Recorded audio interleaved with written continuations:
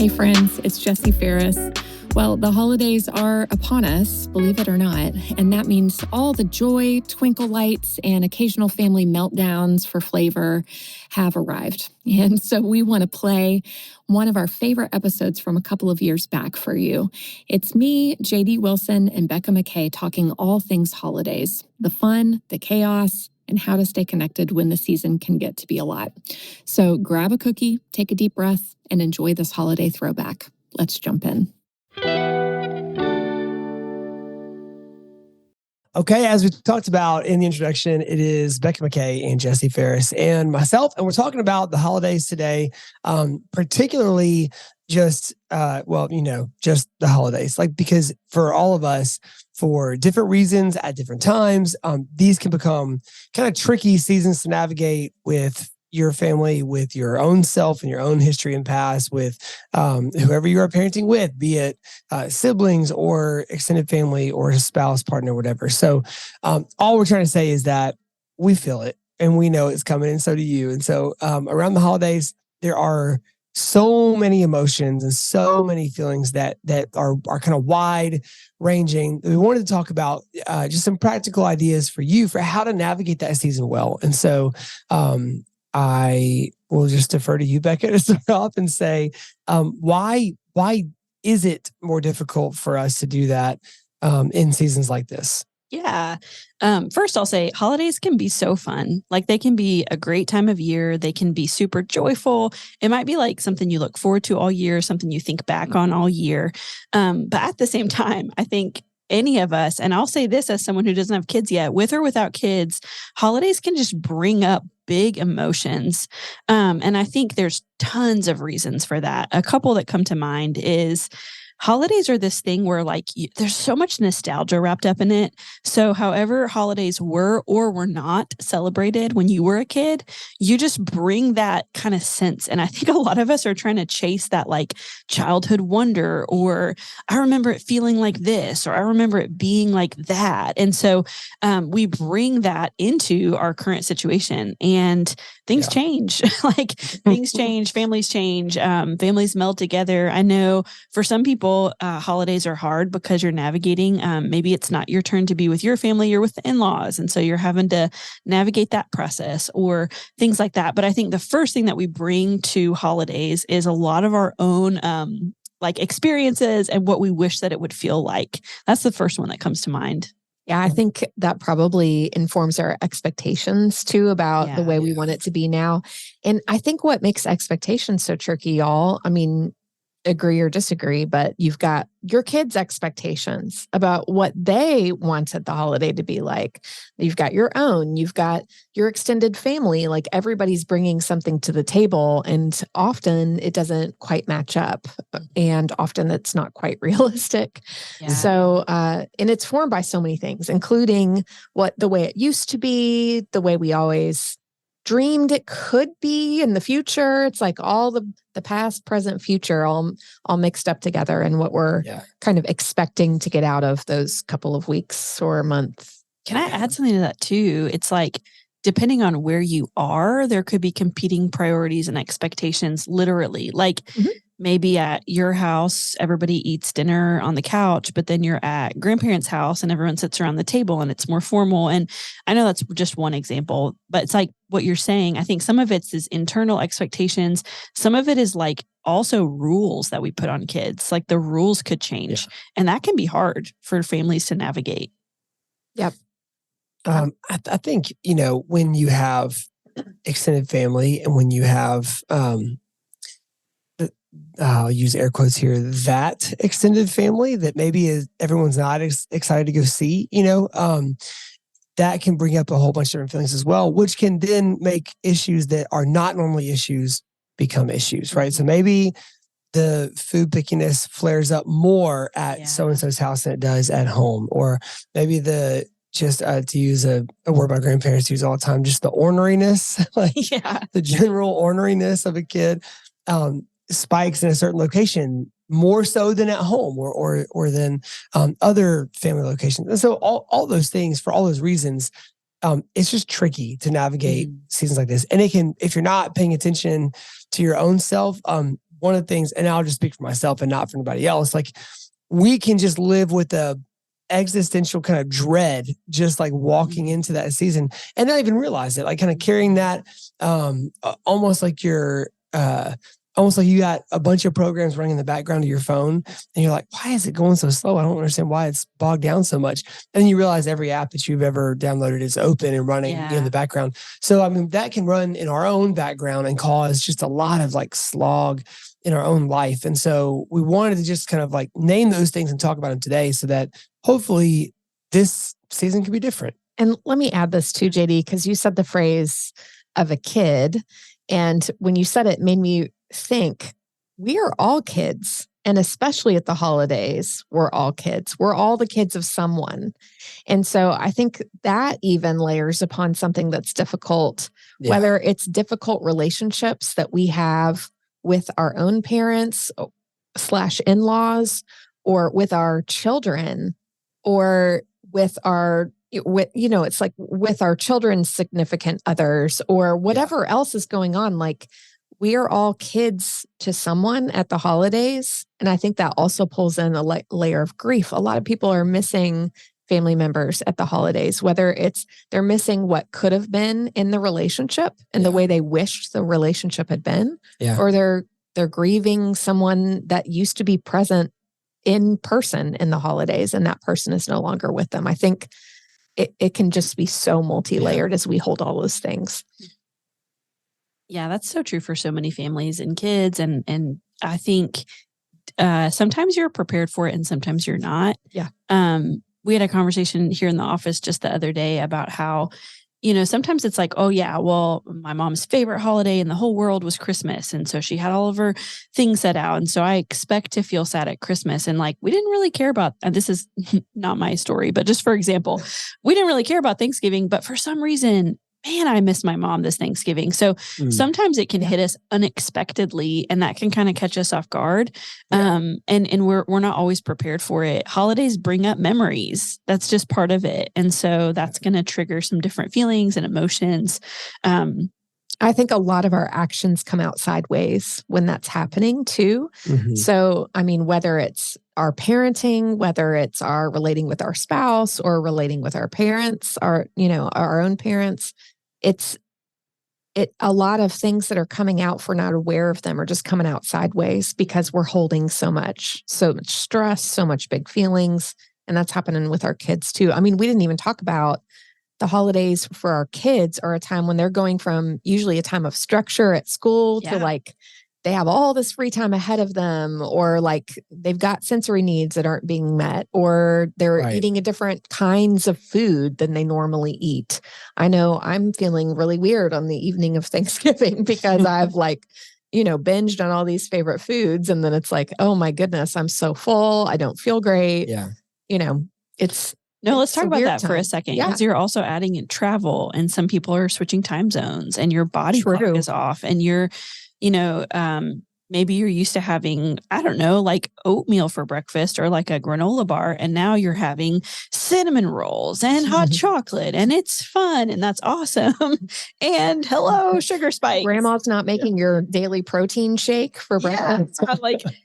There's so much that's different around the holidays. And then, if you're listening and you're like, yeah, I wish that was me, or your life is going on, you're still going to your shift, you're still picking up the things, you're still doing the things while you watch everyone else live out their, quote unquote, best life on social media. So you're like, maybe you're just heading to work in the morning and you're doing your regular routine and you're having to watch other family members or friends or people like that, eating the cinnamon rolls and getting to kick their feet back and binge watch a show or whatever it is. And so I just think, there's so many layers to this, and it's physical and it's emotional and it's relational and it's all of those things wrapped up in a time with also a lot of pressure because it's short. Like you feel so much pressure to make this count because this is Christmas and it's supposed to be all these things. And we've only got this short time together. I know something that my family carries, kind of heavily is we live super far away from each other and we very rarely get to be together, very rarely. And so the times when we do, it's almost like you're fighting that temptation to be like, it's not enough. It's not enough. It's not enough. And so that can add in some complexity to it as well. For sure. For sure. Yeah. I mean, maybe it's time to transition because I feel like we're overloading the plate now. Like, do you feel overwhelmed yet, guys? Do you feel stressed out? Good. All right. If you're listening, you probably do, right? Like, I feel that way right now. So why don't we talk about, let's tackle some of these things and talk about some practical workarounds for them. And let's maybe start from the broad and go in. So for travel, I mean, chances are most of you listening are going to travel at least sometime during the next couple months, right? Whether it's to go see family or to go do something special or whatever. So let's talk about how do we approach travel in a way that, that can set us up for success and not to like go ahead and just like dive right into the chaos. I am wondering if I can even zoom out. Is that okay? I'm wondering if expectations is the first thread I would pull, because I think that then plays into how we approach travel, how we approach relationships, all of those things. And I'm thinking for those of you driving in your car, listening to this right now, or folding the laundry or whatever you do when you listen to podcasts, like, I think even just listening to this is the first step because you're thinking about it. Mm-hmm. I think the first step is just bring awareness to what are your expectations about the holiday, and like talking to your kids, like what are they actually expecting from this upcoming holiday season? Yeah. Talking to your spouse, talking to your extended family. You may not be able to hold all those things and make everybody happy all the time, but just being aware about them. And then once you know everybody else's, like exploring your own feelings about that. Like, man, I think that's unfair that this person expects this, or like, what does that bring up within you? I think that's where I would start if I were thinking about feeling overwhelmed. That's good. I like that. Just paying attention to it and not letting it catch you off guard. Yeah. So just a little bit of, pre-conversations with your family, with your loved ones, or with someone that's just a good processor, like just a good friend who can bounce stuff off with you. And just, if you're more introspective, maybe journaling or writing about it, just getting yourself in the headspace of what might come up for me in the next little bit. I like that, Jesse, because I think so much of what we do is just reactionary. So that's a really great first step. Just be a little bringing awareness to anything. Yeah. We're ahead of the curve, right? Yeah. I just kind of think that so many of us just bumble our ways through these holidays, and then we end up flattened in the new year, and we're like, okay, I'll try to do better next year.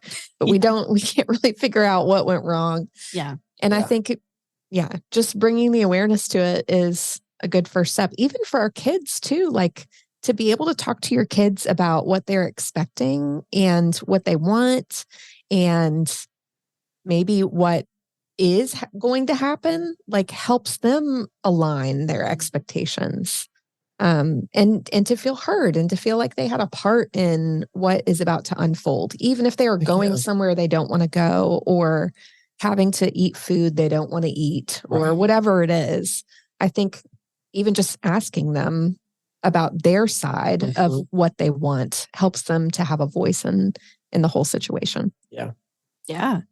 I think your question, JD, about travel, once you've kind of thought through the expectations and where you're headed, there's two categories. So I think category A, depending on how old your kids are, right? Travel can be very different. So level set your expectations. Are you going to be able to make it there in one trip? Or are you going to have to stop at some gas stations? Get yourself in the right mindset to make the trip as low stress as possible. Know that at this time of year, there's going to be long lines. There's going to be delays. Flights are going to get moved. Interstates are going to get backed up. So just having that in your mindset as you go into it, and then preparing yourself and your kids with how do we handle time together in the waiting, because so much of travel is just waiting. Yeah. So the first part of my thoughts is on the actual trip, how do you prepare in advance with the stuff that we talk about, with snacks, with hydration, with activities that meet different kinds of play personality needs. My other half of it is when you travel, you're going somewhere different. are there routines you can take with you? So is there a certain way you do bedtime? And that's two different conversations if anybody wants to jump on to the trip part before I transition. But just thinking about those two sides of travel. My only thing to add on is just to remember that you pack at least $100 to go in Buc-ee's because it just always piles up so fast. It really does. You go in for some fudge and you walk out and you're like, what in the world? Gets you every time. Well, the problem is you go in for some brisket and a breakfast taco and then some roasted pecans. And then, I mean, like, and you walk out with the Buc-ee's onesie. Buc-ee's pajama pants. Yeah. My first Buc-ee's experience, believe it or not, just a couple weeks ago. And all I could say was, it's a production. This is a whole production. I didn't know. If you're listening to this, so for Tom and Don in Johannesburg, South Africa, if you're listening to this, I'm sorry, but you should look up Buc-ee's, the gas station. Also, Buc-ee's, you're welcome. You should advertise with us. It is the most Texas American thing ever to have. It's got 100 pumps at the gas station. Oh, they get the electric car people too. There's superchargers and all kinds of. So, and then you walk inside and they get everybody else because they've got every kind of food you could ever hope to eat or have at that moment. Yeah. On one half of the store. And on the other half of the store, it is like, I don't want to defame the other brands. It is like a home decor store / toy section, a kid store / clothing section in a kid's store.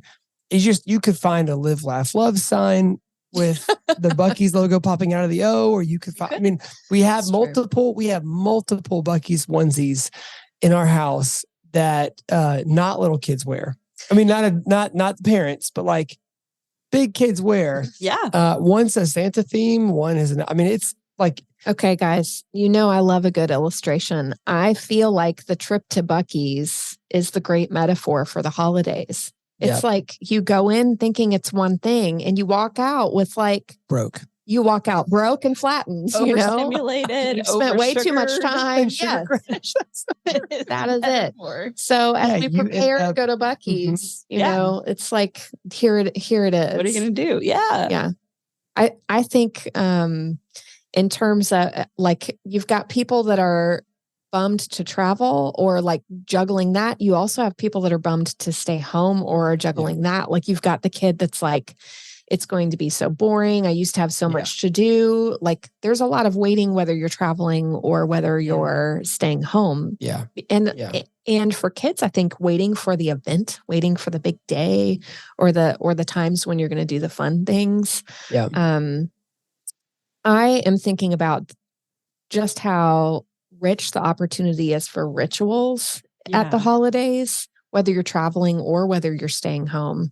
And that kind of goes along with your routines too, Becca. I think it's nice to think about, I was talking to a coworker in the office just this morning about how I used to be really strict about when we listened to Christmas music because it was part of our traveling ritual. We did not listen to Christmas music until we got in the car to drive home from Thanksgiving.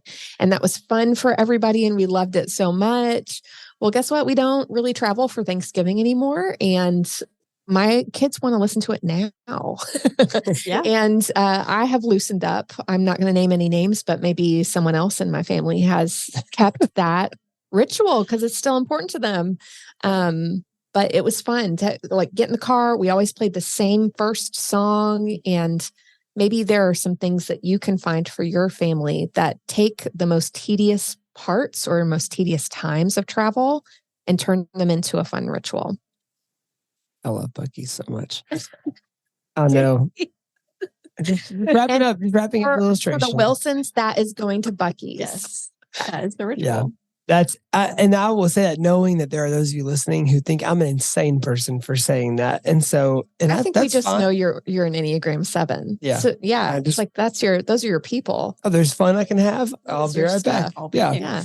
So yeah, that's fun. So. You're traveling, you get to the place. And I think thinking about, big meals, obviously we talked in our last episode of Carpool Q&A about food and picky eaters and all of that. This is like the Super Bowl for picky eaters, right? This season, because you've got either only the stuff you really love, some about rituals and stuff. Like we make poppy seed bread in our house all the time, and it's gone immediately because it has icing on top. So therefore it's just ready to be eaten all the time.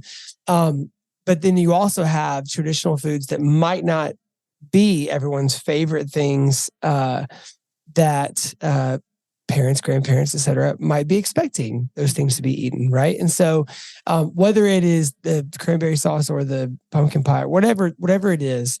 What I was mouthing earlier was sweet potato casserole. Oh yeah, sweet potato casserole is I'm it still ready to have JD's family. Sweet potato casserole. It's Granny's. It's Granny's. It's Granny's, it's but Granny's, yeah. in our office, it's JD's, and that's true. It's famous for me, at least. Well, it's delicious. You're right. It's not the holiday until you eat something, but that's not always true for our kids. And let's talk about that. So that if you are depending on your extended family or your in-laws' extended family, whatever, wherever you are doing Thanksgiving, it might become a harrowing experience if you've got kids who are picky eaters and the family does not abide picky eaters, as Becca's grandmother would say. Grandmother, sorry. And so, don't get that wrong. So if you have extended family that will not understand or tolerate it, what are our steps there, and how do we begin to kind of prepare our kids for that, and how do we prepare our family for that? I'll just tell you what we do. And I think this is very specific to certain families. Mm-hmm. I mean, let's just also say food is a hot topic for people. Yeah. The way, like humans, maybe even especially Americans, but maybe it's a human thing, have a complicated relationship with food. Mm-hmm. So the way we think about food, the way we talk about food, there's so much that goes into that. Like you heard me say, I feel icky at the end of a Thanksgiving day. And that's partly because of what I ate nutritionally. Sure. It's partly because how I feel about what I ate and its nutritional value. You know what I mean? Like, I think there's so much that goes into that, and what we eat and what we want our kids to eat and what we don't want our kids to eat. Like all of those things, right? And then you've got food allergies and food preferences and sensory preferences all layered in there. So let's just acknowledge that first. But I think in my family, if a child does not want to eat something, they'll say, no, thank you. Or if we ask them to try it, they try one bite and they say, if they're asked how they like it, they can say, it's not my favorite in this dish. That's the script. I hear that a lot, guys. I hear that a lot. I do have at least one picky eater in my family, and I will hear that's not my favorite in this dish. There is somebody in my family that loves rice and could eat it every day of their life, but only certain kinds of rice. And I'm even telling you, like, it could look like the same, but if it's a different brand or it like has a different something in it, that person knows. And so it is like, I just ask them to try it once and then they're allowed to pass. I think that's respectful. Yeah. You might not, depending on your family situation, you may not be able to do that with kids. Right. I would teach that kid then to put a very small amount on their plate. Yeah. And I think this is one of the situations too, where one thing that we've done is just try to prepare our extended family. And so now, we've got 4 kids. So there's been sort of the on-ramp into, how we're going to enter a space. And so, and everybody has been cool about being welcome to that conversation. So like, if we are going to give some concessions here or there to somebody in our family, like that's kind of communicated ahead of time so that it's not then corrected by somebody else in an extended family that does not know that, that's a different rule in our family, right? So if it's like, no, hey, that's not what we do. Like, remember Granny said you have to get whatever. Like that doesn't happen anymore because we've got that conversation happens in the front end and we are, just looking out for those kids that might need to make some different choices in the moment. And we provide some pretty clear, like, kind of out of the way solutions for that, right? If you're offering to bring a dish, bring the dish that's the favorite of your kids, or the favorite of your pickiest eater. Or offer uninvited to bring a dish. And I would definitely practice outside of the moment with that kid in terms of talk it through, talk about what will be there. Yeah. You know, maybe you've got a vegetarian in your family and you're like, there's going to be ham and turkey. And, you know, Uncle Ronald loves smoking that turkey. So, you know, it's going to be a really big deal. And here's what you can say, you know, or what do you think is respectful you could say to Uncle Ronald? I mean, I would just say like, talk it through with the kid so that they feel prepared for that meal moment when they might be feeling a little nervous. Yep. Totally. I feel like there's three pathways. You can talk to your kids, you can talk to your extended family, or you can talk to yourself. And you probably need a combination of all those things. 100%. And so there's different, you know, there's different expectations, there's different family structures and styles. And we get that. We get that not everyone's family is the same. Not everyone has the same expectations around food. But I love the idea of like practice beforehand with your kids. What's okay to say? Give your family a heads up. I think that's really hard for a lot of people that are like me, like conflict avoidant. I don't want anything to be awkward. But think about, just think about the well-being of your kids and your family, and think about, it is hard for kids. It is fair for there to be different expectations in different settings. We don't behave the same way in the DMV or the doctor's office as we do at our friend's house or Uncle Ronald's or whatever the case may be. That's fair. Also, sometimes we like have these internal rules that we know from our family of origin, but we're not communicating that to the kids. So true. So we can put them into some sticky situations where we're like, you know better. And maybe they didn't know, but you know, maybe that's your childhood coming into the moment. Maybe that's you being, like Jesse said, we're all kids. We're all someone's kids. And so I love the idea of like, just talk it out with your family, talk it out with your kids. When I say talk to yourself, that's me like, think about managing your own expectations. Think about what are the things like, holidays are a weird time. You might be away from home or at home. The schedules are different. The expectations are different. What is your, I don't want to say bare minimum, but like, what is your baseline? Like, you know, it's going to be different. You know, it's going to flex. Like, what's your baseline? You know what I mean? Like, this is not the time to maybe do like a, what is it called when you go on like a restriction diet to like test out what you're allergic to? You're not going to do a whole 30 right now. Elimination time to do an elimination diet with your family, or this is not the time for that. And so this is the time for a good balance of structure and nurture and figuring out what that means for your kid. I think as I think about just what we hold during this time, I'm just thinking about how our kids just want to have fun and being able to acknowledge, like finding the fun in those moments, finding like letting go some of that stuff. And then later, maybe revealing what was going on. I think about times when, you know, our kids are getting older. They're about to be 10 and 14. And so we've got like old tweens and teens kind of thing going on in my house. And it would not be uncommon for my husband and me now to be like, hey, did you notice when I said that way?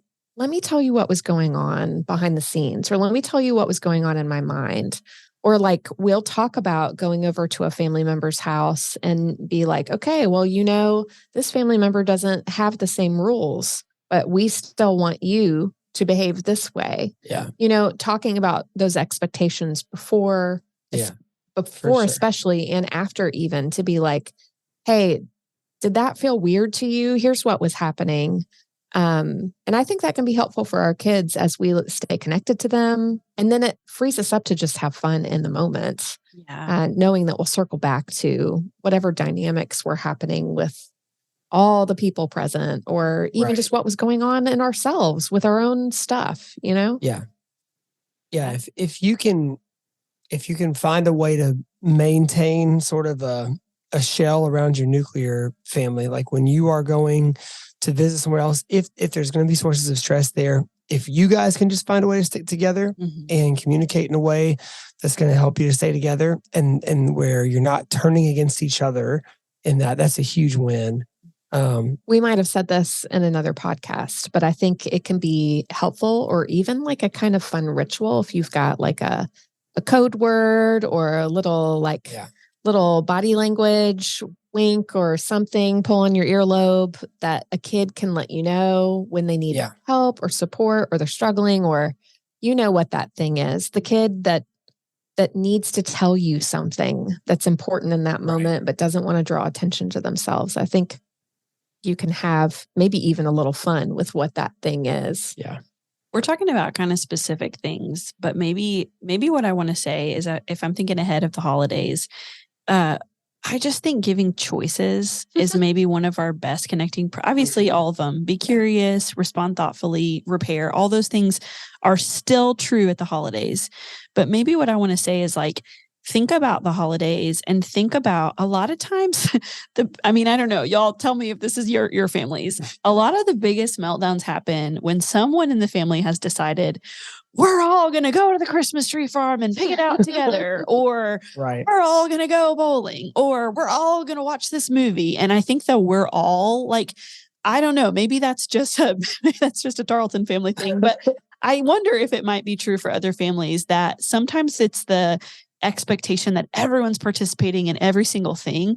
And if we can think proactively just a little bit, like just to the next hour and be like, okay, everyone wants to play phase 10. What's the opt-out option? Like, or what if they don't have to? Like, what's the opt-out? What's the option B?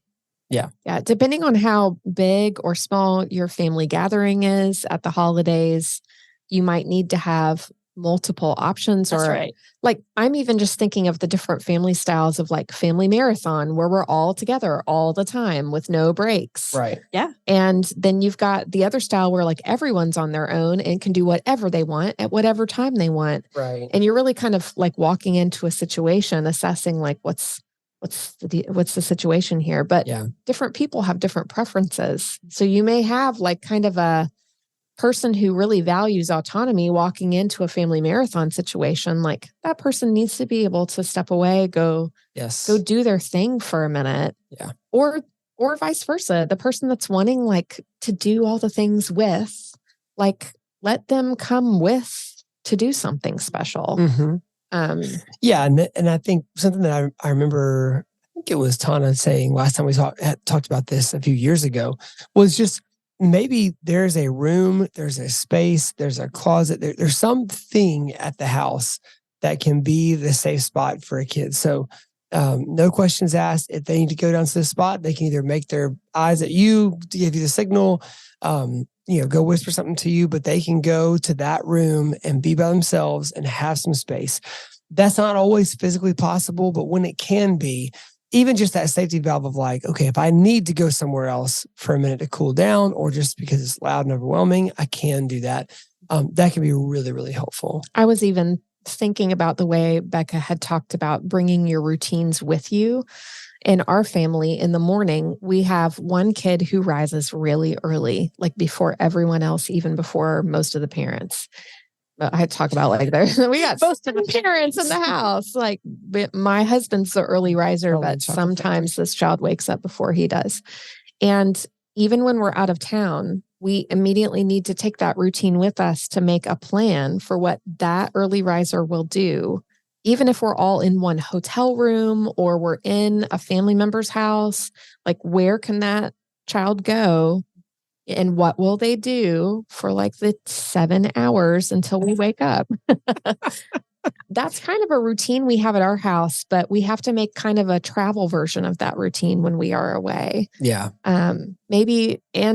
Maybe for y'all, that includes like a bedtime routine. You do certain things in certain orders. And so maybe you're going to bring the chapter book that you're reading with that kid, or you're going to bring their special soap that they use in their bathtub, or favorite bath toy, or whatever it is. But I think creating that sense of normalcy within all the unpredictable can be really helpful. Yeah. And you can bring routines. You can also, we've said it earlier a little bit, but my dad, so I spent one summer, my dad lives overseas, and I spent one summer with him. And the thing that we decided as I was going there was every morning we're going to go to a different coffee shop. that was nothing we had ever done in any of my childhoods, in any of my whatever, but it built a ritual for us. And so now at the holidays, we go get coffee somewhere. Like it's bringing that into this new season. It's not something that has like childhood memories for me, but it's a sweet moment that I have with him. He doesn't do that with my siblings. That's like our thing. And so I think just the encouragement to, I know a lot of people that listen have teens or older kids. You can bring old routines and rituals. You can also make new ones, and they can change as your kids change and as your family changes. Just look for opportunities to meet each other in the chaos, in the hustle and bustle, and look for chances to really connect with that specific kid in a way that they enjoy in this season. Yeah. Yeah. And I would offer my last kind of closing thought would just be, if you are parenting with a partner in the situation, husband, wife, spouse, whatever, y'all work hard to get on the same page before you go. Yeah.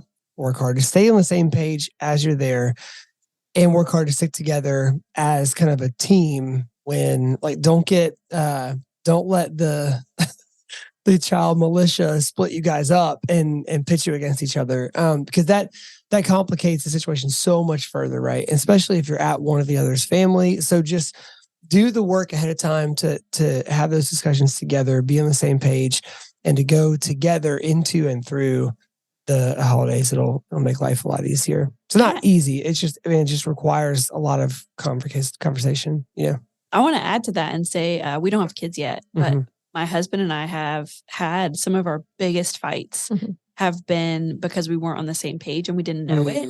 So if you're listening and you're not parenting yet and you're just thinking about, but you are married or you're in a relationship with somebody, just remember what we talked about earlier about all the stuff you're bringing into the conversation, and be willing to work it out together and make a plan for next time if there's repair that needs to be made. But I really love that, JD, of just getting on the same page so that you can decide together what it needs to look like. One of the things that we figured out was my husband is super into fitness and exercising, and there wasn't space for it. So we made space. Like, he goes by himself. He doesn't join in the family, whatever, movie morning cinnamon rolls. He goes and does his thing, and he has his routine, and that has been really helpful for him. Yeah. That's not something that I would have intuitively known, because I want to, you said it, Jesse, be with everybody, be together. I don't want to go do my own thing. So it's being willing to see each other. And I just think, whether that's with your partner, whether that's with your kids, being willing to make space for what each other needs. Yeah, definitely. And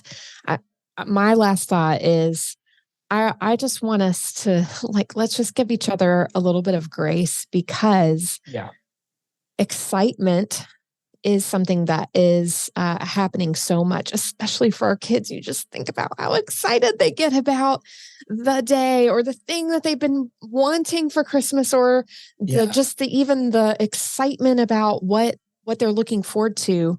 Y'all, excitement and stress load the same exact place in our brain. And a lot of our kids' bodies, a lot of our bodies can't tell the difference between excitement and stress. Right. So they're feeling excitement and they're fight, flight, freeze, fawning all over the place. It can be really hard for the people who love them, whether it's you doing it and experiencing that, whether it's your child doing that and experiencing that. I guess I just want to say, let's just love each other well in that season and give lots of grace. I don't know that there's ways that we can avoid it. I've tried for decades now. And I think in some ways it just will be what it will be. But knowing what Becca said, I see you, I've got you, I see what's happening, and I'm with you. That is what our kids, what our family members are going to carry away from a season. Yeah. Yeah. Yeah. Well, guys, thank y'all. I mean, this has been really great. Thanks, guys. Happy holidays. Happy holidays. We hope you enjoyed this episode. If you did, the best way to support us going forward is to subscribe. We'd love to hear from you. Leave a review, drop us a comment, or email us to let us know what you hope to hear in future episodes. Thank you to Kyle Wright, who edits and engineers all of our audio, and Tad Jewett, the creator of our music. On behalf of everyone at ETC, thanks for listening, and we'll see you next time on the Empowered to Connect podcast. Until then, we're holding on to hope with you.